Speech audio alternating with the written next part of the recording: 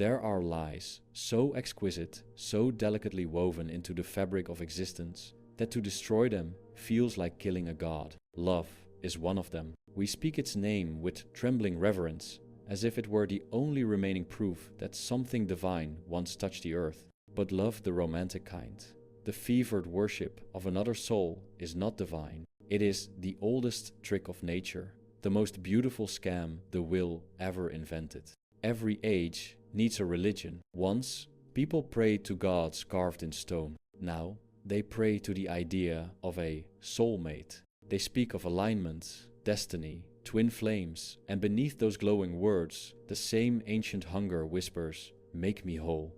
But here is the cruelty. There was never a missing piece. You were simply made to believe there was, so that life could continue through you. The will to live, that blind, insatiable force Schopenhauer named the root of all suffering, disguises itself as yearning. It paints the void inside you with the face of another. You see them, and for a brief, fatal moment, you believe your suffering has meaning. You call it fate, but it is biology. The will has found another way to reproduce itself, not just through flesh, but through illusion. You feel it, don't you? That trembling hunger when you see them, the heart racing, the sudden electricity of proximity. You think it is poetry, but it is your species ensuring its continuity. Your nervous system burns like an altar. Your mind bows to chemistry, not choice. You are not falling in love. You are falling into function. And yet, how exquisite the deception. For in those first moments, the will rewards you. It floods you with light, song, intoxication. You see eternity in their eyes. You call it connection. But it is only anesthesia, nature's opiate, ensuring you forget your solitude long enough to serve her purpose. The poets were not wrong. They were simply used. Every sonnet, every love song, every desperate whisper in the dark, all the work of the same invisible puppeteer. The will composing through human hands. The will weeping through human hearts. The will using beauty to mask bondage. And we, fools of feeling, called it divine. Look around. Entire industries exist to keep this illusion alive. Movies, music, algorithms all promise you that someone out there will finally complete you. The idea of the one is not romance, it is social engineering. A population kept obedient by hope. Because a man who believes in the soulmate will endure almost anything: loneliness, humiliation, even self-betrayal, as long as he thinks salvation might appear in human form. Hope is the most profitable narcotic in the modern world, and love is its sweetest strain. But every intoxication ends. The will cannot sustain euphoria. It only alternates between desire and disgust. When the fever fades, the same face that once promised salvation now mirrors your disillusionment. The angel becomes ordinary, the divine becomes flesh. And you begin to see not them, but the void that sent you searching. That void was always yours. They merely illuminated it, and now that the light has gone, you feel naked before the abyss again. The myth of the soulmate is nothing but the metaphysical refusal to face solitude. We call it love, but it is simply fear. Fear of seeing that no one is coming, that no one can complete you, because the self is a wound that does not close. The will created that wound to keep you moving, breathing, dreaming. You are its instrument, not its master. You can hear the machinery beneath every heartbeat if you listen carefully. A subtle whisper, continue. That is the will. It doesn't care if you are happy. It only cares that you obey. So you scroll through profiles, you chase a fiction, you call it destiny.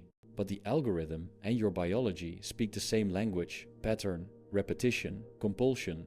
The will has simply evolved from instinct to interface. And when you finally find someone, you tell yourself, this time it's real.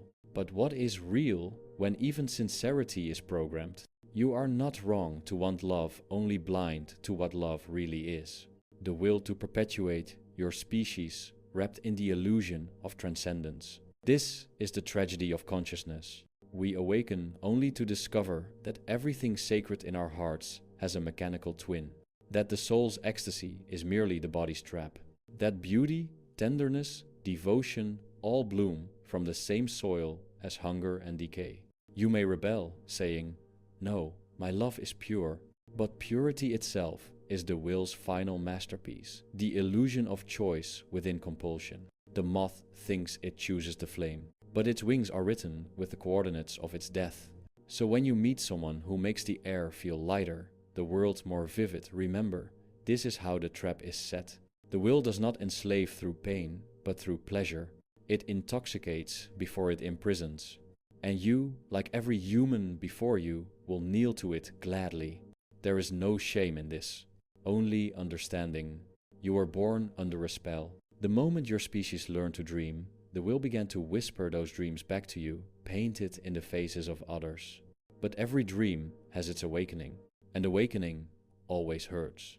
Because to see love for what it is to strip away the poetry, the destiny, the cosmic promise is to confront your own irrelevance in nature's design. You are not her protagonist. You are her continuation. And yet, in that cruelty lies a strange kind of peace. For once you see the mechanism, you are no longer deceived by it. You may still love, but without the madness of hope. You may still feel longing, but without worship. And perhaps that is the first step toward freedom, to see through the lie and still find beauty in the ruin. Because though love is the will's illusion, the illusion itself is magnificent. It paints meaning onto nothingness. It gives poetry to pain. And for a moment, a single, shimmering moment, it makes the unbearable bearable. That, perhaps, is the will's cruelest mercy. To understand love is to unmask the puppeteer, to strip sentiment down to sinew, to realize that beneath the poetry of two souls meeting, there lies the cold arithmetic of the will, that blind, eternal principle, which cares nothing for your happiness, only for its own perpetuation. Schopenhauer named it simply the will to live. It has no morality, no mercy, no purpose beyond existence itself. It is not a being, but a thirst, an endless striving with no goal except to keep striving. And you, the lover, are its instrument. When you think you've found the one, it is not your heart that decides. It is chemistry, a word too sterile for the violence it conceals. Scent, symmetry, tone, the ratio of hips to shoulders, these are the will's hieroglyphs, written in flesh. You call it attraction, nature calls it selection. You believe you are choosing, but choice, here, is illusion. You are being chosen not by reason, but by forces, so ancient they predate consciousness. The will writes its commandments in your bloodstream, and you obey with trembling devotion. Think of it. You may meet 1,000 faces, but one pierces the veil. You call it destiny. Yet what has truly happened? Some obscure alignment of biological preferences has triggered an emotional hallucination, a chemical fever we dignify with the word love. You mistake intensity for truth. But intensity is simply how the will ensures compliance. The stronger the pull, the more complete the control. Desire is not gentle. It is a hypnosis, a possession. It drives the human creature to madness, humiliation, even violence, all for the sake of reproduction. The lover kneels, not before the beloved, but before the will's invisible altar. And in that kneeling, something sacred dies. Your autonomy, your lucidity, your freedom. You become what nature needs you to be, a vessel of continuation. Every heartbeat becomes a drum of obedience. Every glance, a signal. Every kiss, an act of worship to a God that neither sees nor cares. The will is efficient in its cruelty. It rewards obedience with ecstasy. It lures you with promises of permanence, even though it feeds only on transience. Pleasure is its bribe, brief enough to keep you wanting, powerful enough to keep you blind. You fall in love, you merge, you promise eternity. And just when you think you found it, the will withdraws its anesthesia. Euphoria fades. You awaken in the same cage, but now you call it routine. That's when the mind begins its rebellion. It says, something is wrong, I don't feel what I felt. All. But nothing is wrong. You've simply sobered from the will's intoxication. The chemistry has served its purpose. The trap has closed. The will's game is perfectly circular. Desire leads to union, union to satiety, satiety to boredom, boredom to new desire. And thus the pendulum swings suffering to escape suffering. You are caught in a loop so ancient it predates thought. This is why lovers often confuse love with pain. They sense that suffering is not an accident, but a feature, the signal that the will is still alive in them. Love hurts because it must. Pain is how the will keeps the organism alert, hungry, reaching. You think heartbreak is failure, but it is function. You suffer, the will rejoices. Because suffering renews desire, and desire renews life. Even despair is recycled into obedience. You can see this pattern everywhere in the eyes of animals, in the songs of poets, in the quiet misery of those who cannot stop wanting. The universe itself is the will dreaming of permanence through endless repetition. And we conscious fragments of that dream are cursed with awareness, but not escape. You may protest, but my love is selfless. It's not biological, it's spiritual. Ah, but even spirituality is the will's subtlest costume. The illusion of transcendence woven into the fabric of the same old hunger. When you love someone so deeply you forget yourself. That is not purity. It is the will achieving total victory. You have been absorbed into its service. What, then, of those who claim they love without desire? It is a noble lie. Even in restraint, the will persists, sublimated, refined, disguised as compassion, but still seeking continuity through memory, through longing, through the fantasy of eternal union. The saint who renounces the world is still haunted by the world's echo. The lover who claims detachment is still possessed by the memory of possession. The will has 1,000 forms. Each time you think you have conquered it, it reappears quieter, subtler, more convincing. It will use philosophy, morality, even art as vessels for its thirst. You paint the beloved's face and call it expression, but it is still desire, immortalized in pigment. You write poetry to process your heartbreak, but every word is the will preserving itself through language. Even the decision to understand love, this very act of philosophical dissection, is not free. It too is the will, now turned upon itself, dissecting its own disease for the thrill of lucidity. There is no outside to this. You cannot escape the will, you can only see it.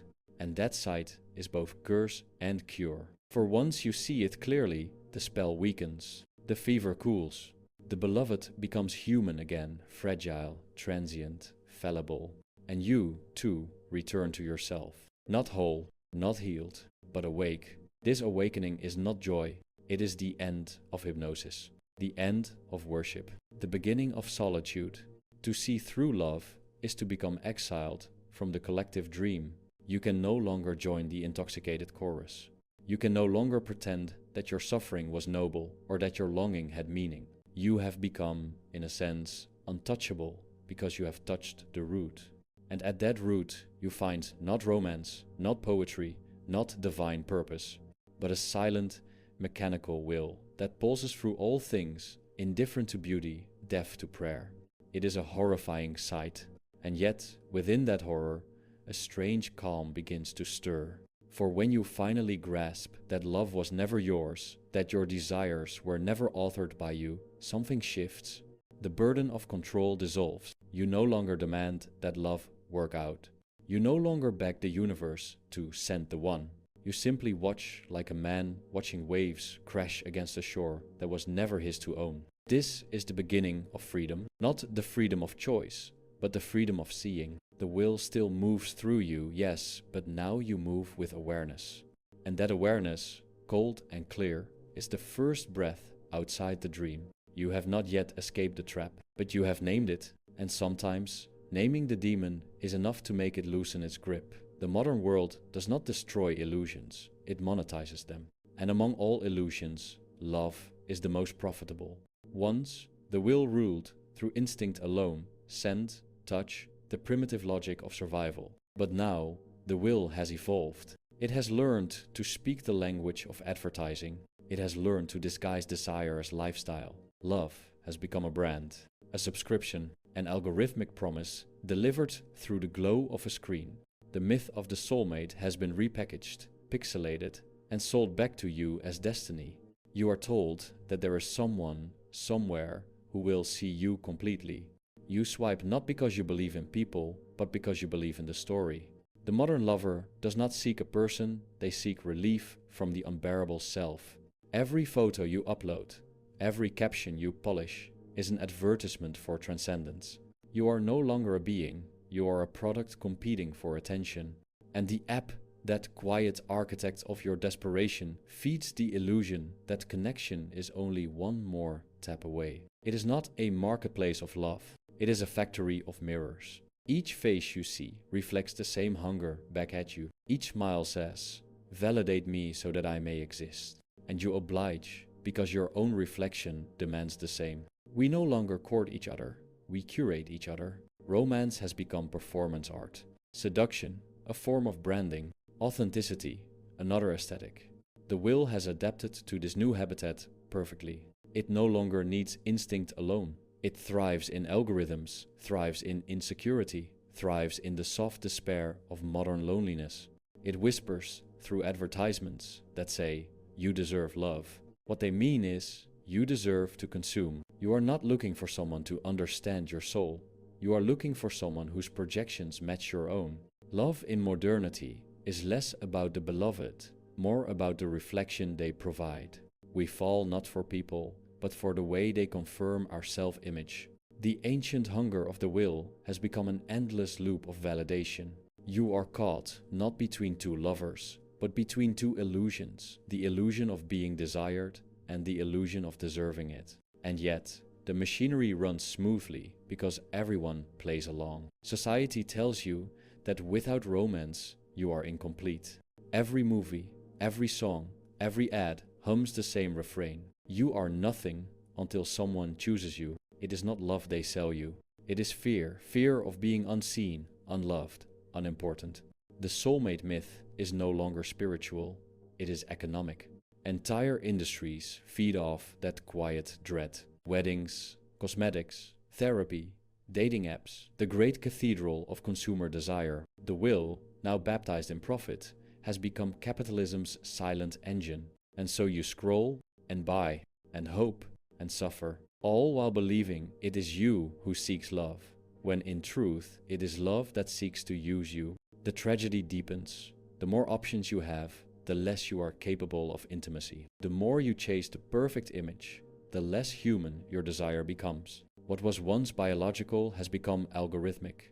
What was once spiritual has become synthetic. You no longer touch to feel, you touch to confirm. You no longer look to understand, you look to compare. In the market of love, even heartbreak becomes content. You post your pain, hoping someone will validate it. You call it vulnerability, but it is still transaction.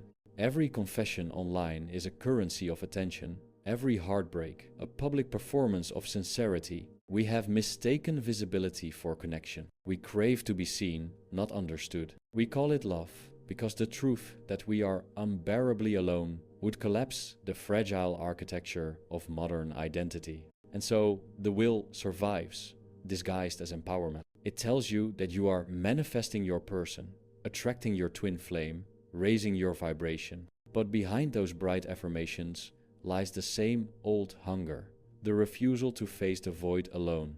The irony is cruel. You are more connected than any generation before, and yet more solitary than ever. You can speak to thousands, but cannot sit with your own silence. Because silence reveals what the market fears most, that without constant stimulation, without endless pursuit, you might begin to see the truth. The truth that love, as we sell it, is a substitute for meaning, a distraction dressed as destiny. We do not fall in love, we fall into distraction. We chase another's gaze because our own reflection terrifies us. We fill the emptiness with constant communication, mistaking attention for affection.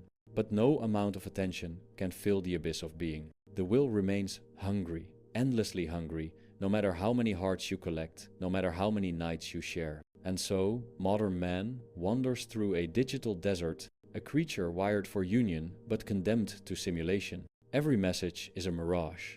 Every promise pre-scripted. Every connection another reminder of how disconnected we are. We are not looking for love anymore. We are looking for anesthesia. Anesthesia for the boredom. Anesthesia for the echoing silence that follows every pleasure. Anesthesia for the terrifying knowledge that no one can truly enter you, that consciousness is, and always will be, solitary. Yet still we dream, because even the most cynical heart must keep the illusion alive to endure existence. The will knows this. It has no morality, but it has perfect cunning. It allows us to keep the illusion just enough to keep the machine running. You buy a gift, you plan a wedding, you promise forever. And beneath every ritual of devotion, the will smiles, unseen, eternal. It has turned you into its salesman. You sell the very illusion that enslaves you. That is the quiet genius of the trap. Desire is the oldest prison, and every human heart is born inside it. Its walls are invisible, built not of stone, but of craving. You cannot touch them, yet they enclose you from the moment you awaken to consciousness. To exist is to want. The moment you draw breath, you are already reaching for something warmth, security, pleasure, meaning. And so begins the slow torment of the will, an endless reaching for what can never be held. Love is its most exquisite form, because it gives the illusion that the prison door might open, that one person, one embrace, one gaze could finally dissolve the hunger that gnaws beneath everything. But the door never opens. It only swings in circles. You move from longing to fulfillment, from fulfillment to boredom, from boredom to longing again.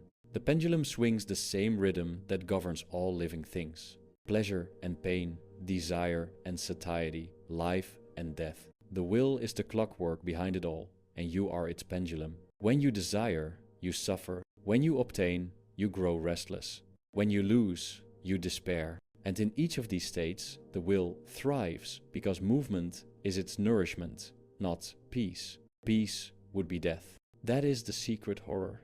The will does not want you to be content. It wants you to keep wanting. Even in satisfaction, it plants new seeds of unease, subtle whispers that say, it's not enough, there's more, you could have better. And so you chase new faces, new sensations, new validations, each promising to free you, each tightening the chain. The poets call this passion. The philosophers call it suffering. Nature calls it continuity. But it is prison, beautifully decorated. Look closely at your own longing. What is it, really?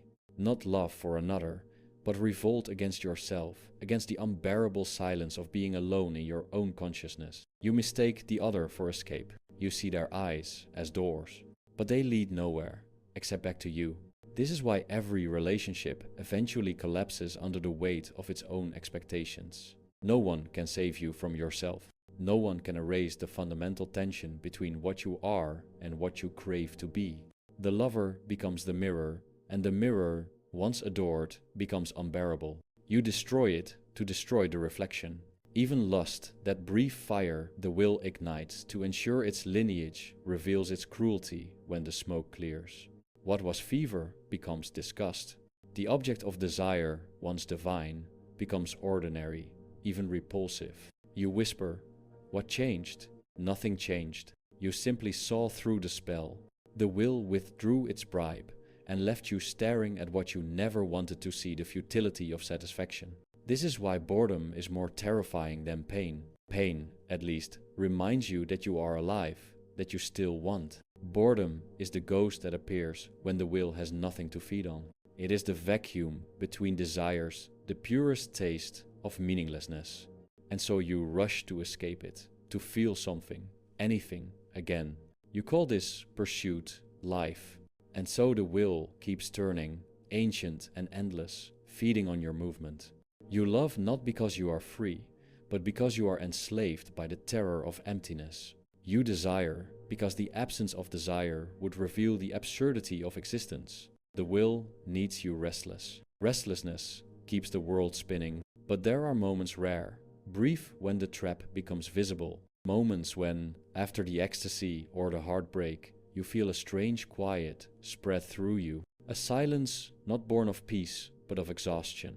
You have wanted so fiercely that the mechanism burns out for a while. And in that stillness, you see that what you called love was simply the will using you as its echo. You see that every promise, every fantasy, every desperate plea for permanence was a mask over the same void. and you see, perhaps for the first time, that the void itself was not your enemy, it was your truth. The tragedy is that few can endure that sight for long.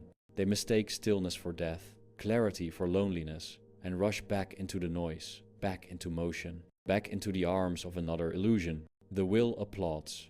The prison does not need bars if its inmates fear freedom.